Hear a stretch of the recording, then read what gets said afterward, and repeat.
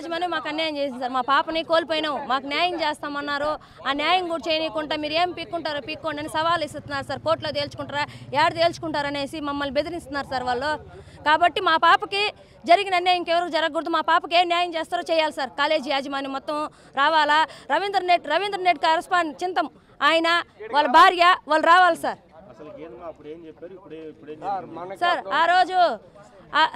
Sir ఆ రోజు జరిగిందంతా చూస్తున్నారు. ఆ రోజు కూడా పాపని వచ్చే గాలికి మార్క్ చనిపోయింది అని చెప్పినారు. మేము పోయి హాస్పిటల్ పోయి ఎత్తుకునే చేసుకునే ధర్నాలు చేసినాము, అన్నీ చూసినారు. మీడియా వాళ్ళంతా చూసినారు. లాస్ట్కి ఇక్కడ పోలీస్ స్టేషన్ దాకా పోయినా సార్. పోతే అందరూ వచ్చి ఏదో న్యాయం చేస్తాం అందరూ పెద్ద మనుషులు లీడర్లు అందరూ వచ్చి మమ్మల్ని మీకు న్యాయం చేస్తామా, మీకు ఎలాంటి న్యాయం అన్నా చేస్తామని చెప్పేసి అన్నారు. తర్వాత కొన్ని వీళ్ళు వచ్చి ఏదో మమ్మల్ని బెదిరించినారు. మీ బిడ్డను కూడా ఇవ్వం, మీకు మా కాంప్రమైజ్ అవ్వకపోతే మా మీద కేసు పెట్టేసినాం సార్. కేసు విత్డ్రా చేసుకోకపోతే మీ బిడ్డను కూడా మీకు ఇవ్వం అనేసి మమ్మల్ని చాలా ఇబ్బంది పెట్టినారు.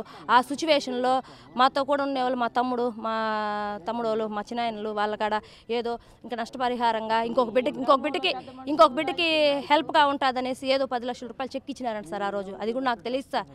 ఇచ్చిన దాని తర్వాత మాకు సమాధానం చెప్పి అక్క ఇంక రండి పోదాము అనేసి తీసుకొని పోయినాక తర్వాత 30వ తేదీ సార్, ఆగస్టు 30వ తేదీ దాన్ని వేస్తామని చెప్పి పోతే బ్యాంకుకి ఎత్తుకొని పోతే వేయలేదు సార్. వాళ్ళు వేయకుండా ఏం చేసుకుంటారో చేసుకోండి అని మాట్లాడినారు సార్. ఏం పీక్కోండి, మేమేం చేయలేము, మాకు ఎక్కడ దక్క లాగేసింది, మీకు ఇవ్వాలని ఏం రూలు, మీ పాప చనిపోయిన దానికి మేమెందుకు నష్టపరిహారం కట్టియాలా అనే లెక్కతో మమ్మల్ని చాలా ఇబ్బంది పెట్టినారు సార్. కాబట్టి దానికోసమే ఈరోజు వచ్చినాము. మాకు న్యాయం జరగాలి సార్. ఏం న్యాయం చేస్తారో చేయండి సార్. మా పాపని కోల్పోయినాము కాబట్టి మాకు న్యాయం జరగాల. నా పేరు శంకర్ కిషోర్, సిపిఐ. ఇది ఎంత దాష్టికం అంటే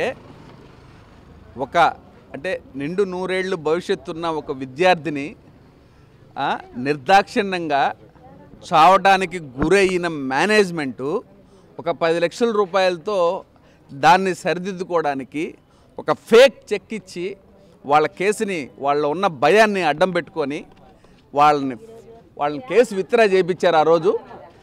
ఆ రోజు కూడా మేము వాళ్ళని స్టేషన్కి వెళ్ళి చెప్పాం, అమ్మా ఈ మేనేజ్మెంట్ని మీరు నమ్మొద్దు, నెల్లూరులో అత్యంత దరిద్రమైన మేనేజ్మెంట్ ఏదన్నా ఉంది అంటే అది R&R కాలేజే, అక్కడ ఎన్నో ఇష్యూస్ ఉన్నాయి, వాళ్ళకి కనీసం పర్మిషన్స్ కూడా లేవు అని చెప్పాం వాళ్ళకి. ఇప్పుడు తీరా పరిస్థితి చూస్తే ఆ చెక్కు బౌన్స్ చెక్ ఇచ్చారు. ఆగస్టు 10వ తేదీ వాళ్ళు ఇచ్చిన చెక్కు ఇది, ఆగస్టు 10. ఇదే చెక్కు ఆగస్టు 30న బౌన్స్ అయింది. అదే చెక్కు ఆగస్టు 30న బౌన్స్ అయింది SBI. ఈ చెక్కు ఎవరిచ్చారు? దీని చైర్మన్ భార్య ఆమె అకౌంట్లోంచి ఇచ్చారు. ఈ చెక్కు HDFC ఇచ్చారు.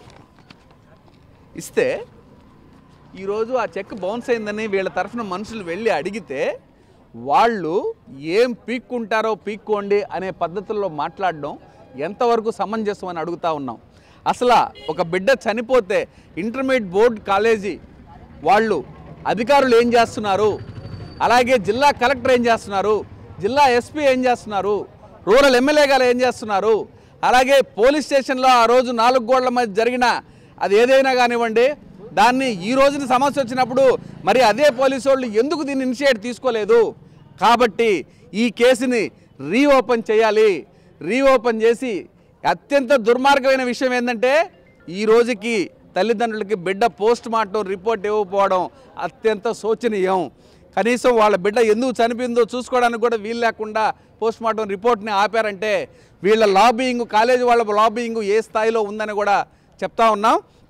ఖచ్చితంగా కేసు రీఓపెన్ చేయాలి. కలెక్టర్ గారు కూడా దీనికి బేషరతుగా సమాధానం చెప్పాలి. ఇంటర్మీడియట్ బోర్డు RIO గారు కూడా దీనికి సమాధానం చెప్పాలి. అలాగే రూరల్ ఎమ్మెల్యే గారు దీన్ని బాధ్యత తీసుకోవాలని చెప్పి చెప్తా ఉన్నాం. Local to global news at your fingertips. మీ చేతిలో ఒక ఆయుధం. Download Raw TV app.